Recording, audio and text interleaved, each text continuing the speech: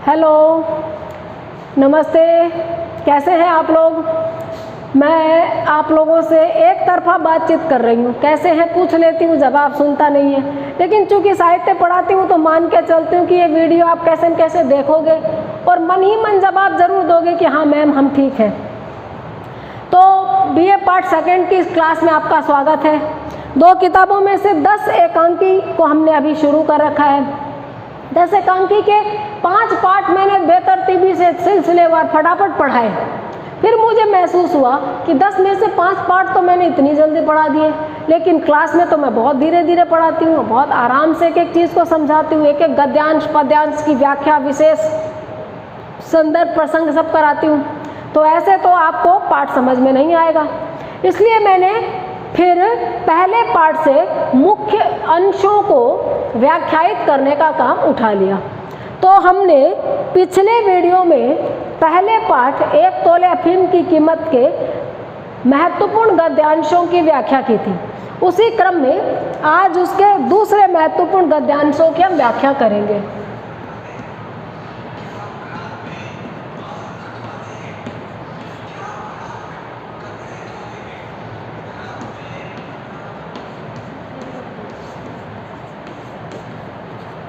एक तोले अफीम की कीमत, ये है एकांकी।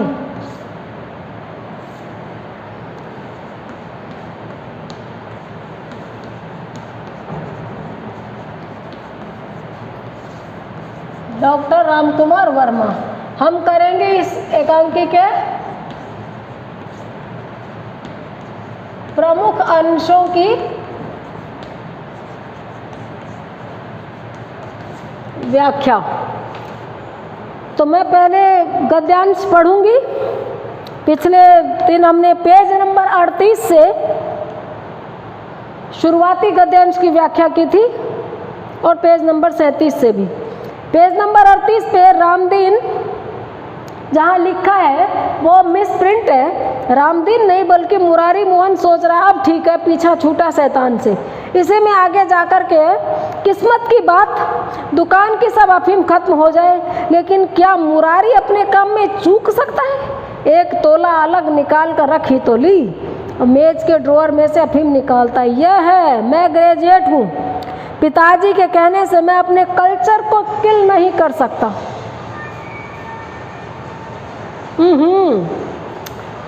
Marriage is an event in life, यह गुड़ियों की शादी नहीं है। वे दिन गए जब रामदीन की शादी हुई थी और सोचता है it is better to kill oneself to kill one soul. आत्महनन की अपेक्षा आत्महत्या अच्छी है। बहुत रिवोल्ट किया लेकिन कुछ नहीं। अब सुबह लोग देखेंगे कि मुरारी अपने विचारों का कितना पक्का है। मुरारी मोहन के पिताजी लाला जी गए हुए अफीम खरीदने, माल खत्म हो गया दुकान में। उसके पिताजी उसकी शादी एक अमीर घर की लड़की से कर देना चाहते हैं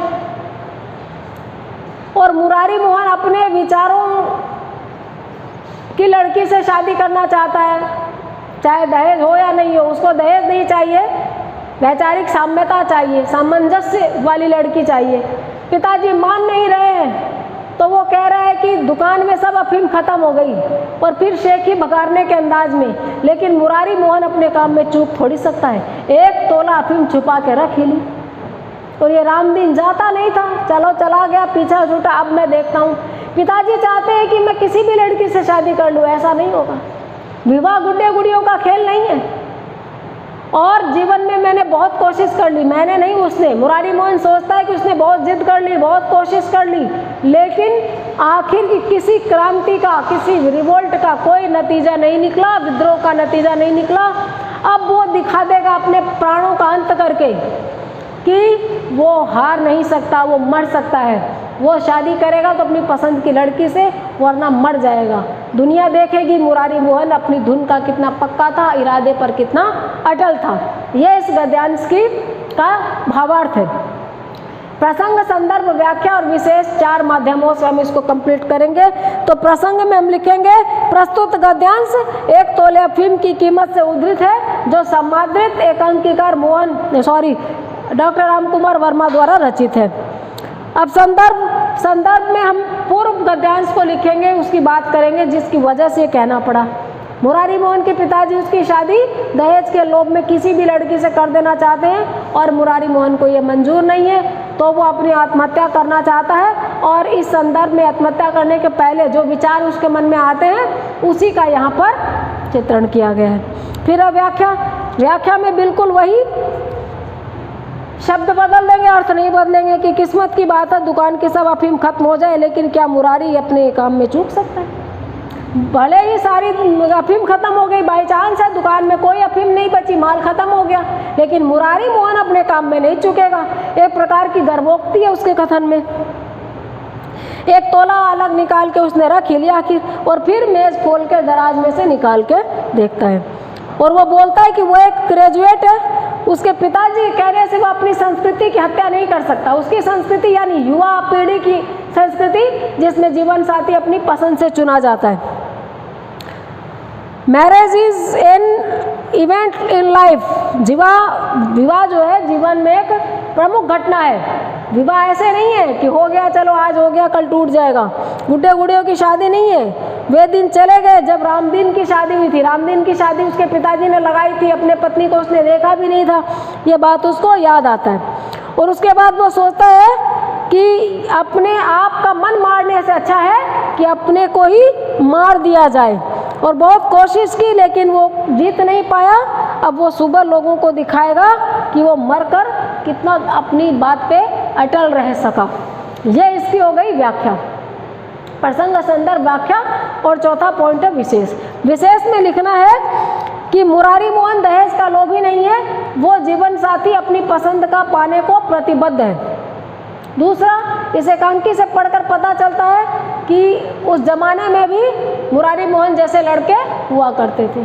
तीसरा, इसकी भाषा पात्रानुकूल है। मुरारी मोहन पढ़ा लिखा है अंग्रेजी माध्यम में, तो कल्चर को किल करना और रिवोल्ट इत्यादि शब्दों का प्रयोग हुआ है, इसलिए भाषा पात्रानुकूल है, प्रभावमयी है, जीवंत है। और शैली इसकी आत्म विवेचनात्मक है, आत्मकथनात्मक है, अपने आप से बातचीत करने वाली शैली है और विवेचनात्मक शैली है। इस प्रकार से व्याख्या हो गई।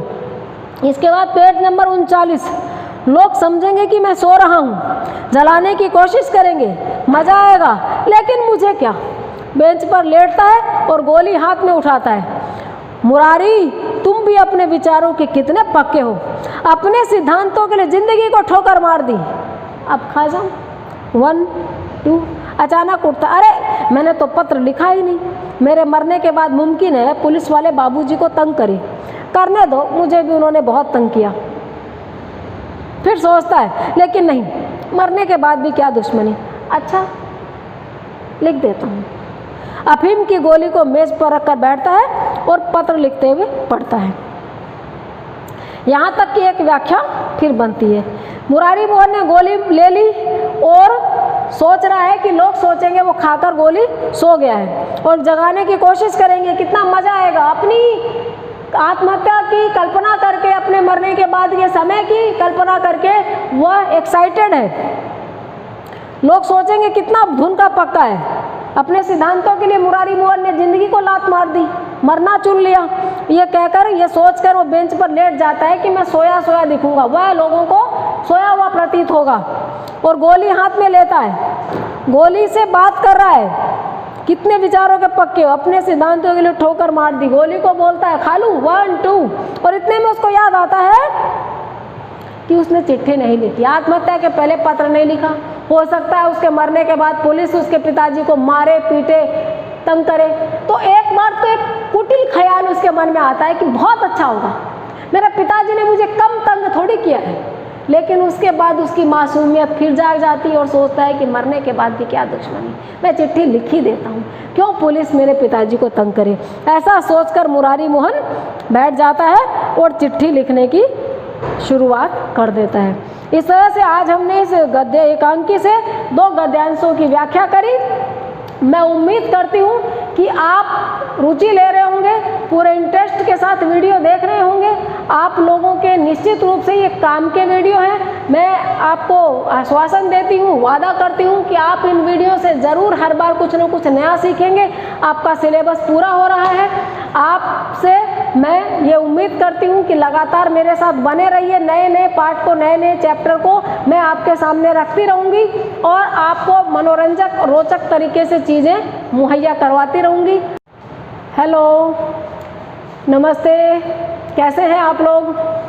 मैं आप लोगों से एक तरफा बातचीत कर रही हूँ। कैसे हैं पूछ लेती हूँ, जवाब सुनता नहीं है। लेकिन चूंकि साहित्य पढ़ाती हूँ तो मान के चलती हूँ कि ये वीडियो आप कैसे न कैसे देखोगे और मन ही मन जवाब ज़रूर दोगे कि हाँ मैम, हम ठीक हैं। तो बीए पार्ट सेकंड की इस क्लास में आपका स्वागत है। 2 किताबों में से 10 एकांकी को हमने अभी शुरू कर रखा है। 10 एकांकी के 5 पार्ट मैंने बेतरतीबी से सिलसिलेवार फटाफट पढ़ाए। फिर मुझे महसूस हुआ कि 10 में से 5 पार्ट तो मैंने इतनी जल्दी पढ़ा दिए, लेकिन क्लास में तो मैं बहुत धीरे धीरे पढ़ाती हूँ, बहुत आराम से एक एक चीज़ को समझाती हूँ, एक एक गद्यांश पद्यांश की व्याख्या, विशेष संदर्भ प्रसंग सब कराती हूँ। तो ऐसे तो आपको पाठ समझ में नहीं आएगा। इसलिए मैंने फिर पहले पार्ट से मुख्य अंशों को व्याख्यायित करने का काम उठा लिया। तो हमने पिछले वीडियो में पहले पाठ 1 तोले अफीम की कीमत के महत्वपूर्ण गद्यांशों की व्याख्या की थी। उसी क्रम में आज उसके दूसरे महत्वपूर्ण गद्यांशों की हम व्याख्या करेंगे।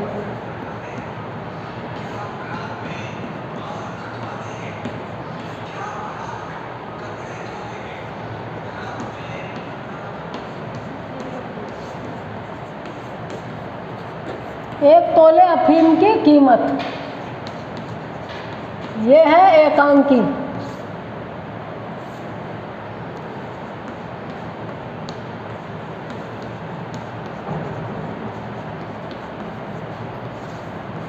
डॉक्टर रामकुमार वर्मा। हम करेंगे इस एकांकी के प्रमुख अंशों की व्याख्या। तो मैं पहले गद्यांश पढ़ूंगी। पिछले दिन हमने पेज नंबर 38 से शुरुआती गद्यांश की व्याख्या की थी और पेज नंबर 37 से भी। पेज नंबर 38 पे रामदीन जहाँ लिखा है वो मिस प्रिंट है। रामदीन नहीं बल्कि मुरारी मोहन सोच रहा है अब ठीक है, पीछा छूटा शैतान से। इसे में आगे जाकर के किस्मत की बात, दुकान की सब अफीम खत्म हो जाए, लेकिन क्या मुरारी अपने काम में चूक सकता है?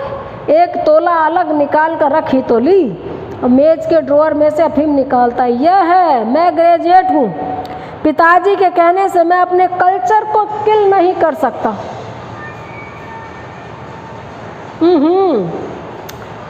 Marriage is an event in life, यह गुड़ियों की शादी नहीं है। वे दिन गए जब रामदीन की शादी हुई थी और सोचता है it is better to kill oneself to kill one soul. आत्महनन की अपेक्षा आत्महत्या अच्छी है।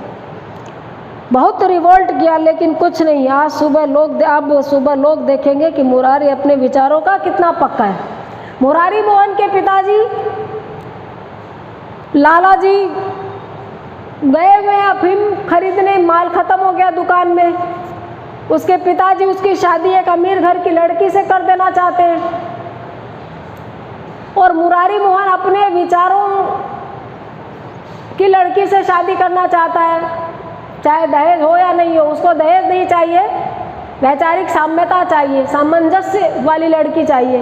पिताजी मान नहीं रहे हैं तो वो कह रहा है कि दुकान में सब अफीम खत्म हो गई और फिर शेखी भगाड़ने के अंदाज में। लेकिन मुरारी मोहन अपने काम में चूक थोड़ी सकता है। 1 तोला अफीम छुपा के रख ही ली और ये रामदीन जाता नहीं था, चलो चला गया, पीछा छूटा, अब मैं देखता हूँ। पिताजी चाहते हैं कि मैं किसी भी लड़की से शादी कर लूँ, ऐसा नहीं होगा। विवाह गुड्डे गुड़ियों का खेल नहीं है। और जीवन में मैंने बहुत कोशिश कर ली, मैंने नहीं उसने। मुरारी मोहन सोचता है कि उसने बहुत जिद कर ली, बहुत कोशिश कर ली, लेकिन आखिर किसी क्रांति का, किसी रिवोल्ट का कोई नतीजा नहीं निकला, विद्रोह का नतीजा नहीं निकला। अब वो दिखा देगा अपने प्राणों का अंत करके कि वो हार नहीं सकता, वो मर सकता है। वो शादी करेगा तो अपनी पसंद की लड़की से, वरना मर जाएगा। दुनिया देखेगी मुरारी मोहन अपनी धुन का कितना पक्का था, इरादे पर कितना अटल था।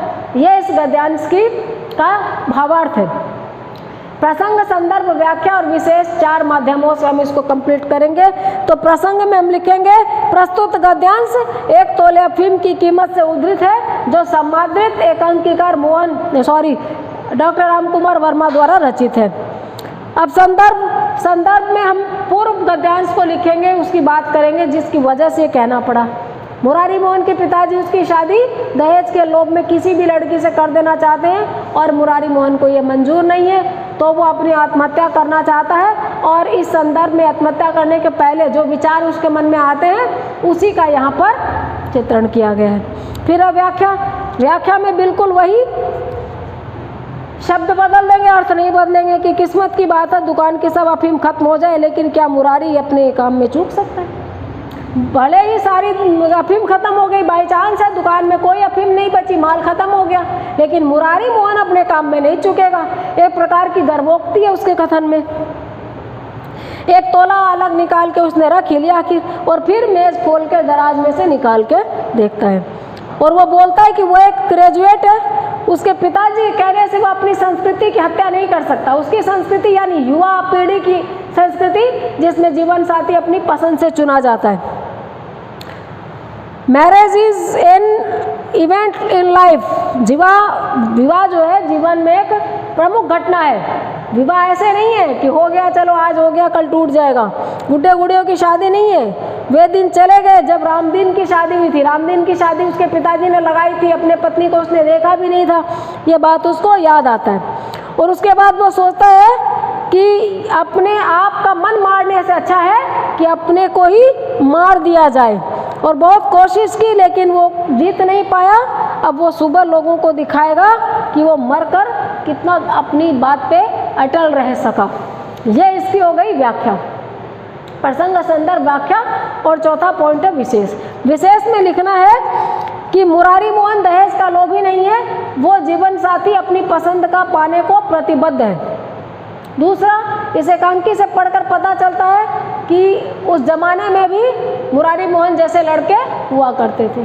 तीसरा, इसकी भाषा पात्रानुकूल है। मुरारी मोहन पढ़ा लिखा है अंग्रेजी माध्यम में, तो कल्चर को किल करना और रिवोल्ट इत्यादि शब्दों का प्रयोग हुआ है, इसलिए भाषा पात्रानुकूल है, प्रभावमयी है, जीवंत है। और शैली इसकी आत्म विवेचनात्मक है, आत्मकथनात्मक है, अपने आप से बातचीत करने वाली शैली है और विवेचनात्मक शैली है। इस प्रकार से व्याख्या हो गई। इसके बाद पेज नंबर 39, लोग समझेंगे कि मैं सो रहा हूँ, जलाने की कोशिश करेंगे, मजा आएगा, लेकिन मुझे क्या। बेंच पर लेटता है और गोली हाथ में उठाता है। मुरारी, तुम भी अपने विचारों के कितने पक्के हो, अपने सिद्धांतों के लिए जिंदगी को ठोकर मार दी। अब खा जाऊं। 1 2 अचानक उठता, अरे मैंने तो पत्र लिखा ही नहीं। मेरे मरने के बाद मुमकिन है पुलिस वाले बाबूजी को तंग करें। करने दो, मुझे भी उन्होंने बहुत तंग किया। फिर सोचता है लेकिन नहीं, मरने के बाद भी क्या दुश्मनी, अच्छा लिख देता हूँ। अफीम की गोली को मेज पर रखकर बैठता है और पत्र लिखते हुए पढ़ता है। यहाँ तक कि एक व्याख्या फिर बनती है। मुरारी मोहन ने गोली ले ली और सोच रहा है कि लोग सोचेंगे वो खाकर गोली सो गया है और जगाने की कोशिश करेंगे, कितना मजा आएगा। अपनी आत्महत्या की कल्पना करके, अपने मरने के बाद ये समय की कल्पना करके वह एक्साइटेड है। लोग सोचेंगे कितना धुन का पक्का है। अपने सिद्धांतों के लिए मुरारी मोहन ने जिंदगी को लात मार दी, मरना चुन लिया। ये कहकर, ये सोचकर वो बेंच पर लेट जाता है कि मैं सोया सोया दिखूंगा, वह लोगों को सोया हुआ प्रतीत होगा। और गोली हाथ में लेता है, गोली से बात कर रहा है, कितने विचारों के पक्के हो, अपने सिद्धांतों के लिए ठोकर मार दी। गोली को बोलता है खा लूं, 1 2, और इतने में उसको याद आता है कि उसने चिट्ठी नहीं लिखी, आत्महत्या के पहले पत्र नहीं लिखा। हो सकता है उसके मरने के बाद पुलिस उसके पिताजी को मारे पीटे तंग करे। तो एक बार तो एक कुटिल ख्याल उसके मन में आता है कि बहुत अच्छा होगा, मेरे पिताजी ने मुझे कम तंग थोड़ी किया है, लेकिन उसके बाद उसकी मासूमियत फिर जाग जाती है और सोचता है कि मरने के बाद भी क्या दुश्मनी, मैं चिट्ठी लिख ही देता हूँ, क्यों पुलिस मेरे पिताजी को तंग करे। ऐसा सोचकर मुरारी मोहन बैठ जाता है और चिट्ठी लिखने की शुरुआत कर देता है। इस तरह से आज हमने इस गद्य एकांकी से 2 गद्यांशों की व्याख्या करी। मैं उम्मीद करती हूँ कि आप रुचि ले रहे होंगे, पूरे इंटरेस्ट के साथ वीडियो देख रहे होंगे। आप लोगों के निश्चित रूप से ये काम के वीडियो हैं। मैं आपको आश्वासन देती हूँ, वादा करती हूँ कि आप इन वीडियो से ज़रूर हर बार कुछ न कुछ नया सीखेंगे। आपका सिलेबस पूरा हो रहा है। आपसे मैं ये उम्मीद करती हूँ कि लगातार मेरे साथ बने रहिए। नए नए पार्ट को, नए नए चैप्टर को मैं आपके सामने रखती रहूँगी और आपको मनोरंजक रोचक तरीके से चीज़ें मुहैया करवाती रहूँगी।